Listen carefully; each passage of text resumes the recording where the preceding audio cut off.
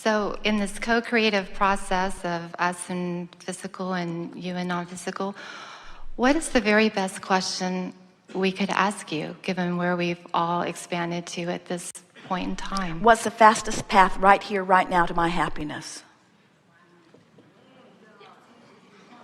Okay, that sounds good.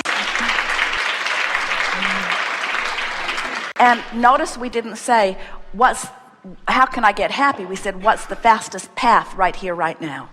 What is going to lead me to happiness that's close to where I am that I might recognize? If you're in despair, revenge is the path.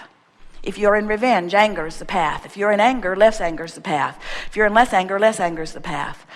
Until pretty soon frustration's the path, and then hopefulness is the path. And once you're reaching for hopefulness, you're well along the way, you see. What's the fastest path to me feeling good? What can I use as my excuse to feel a little better while I look at you?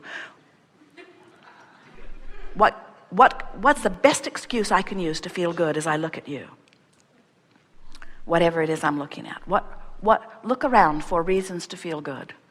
Wherever you are, look around for something to feel good about and speak about it. And when you find something that you feel a little movement on, milk it. Beat the drum of it.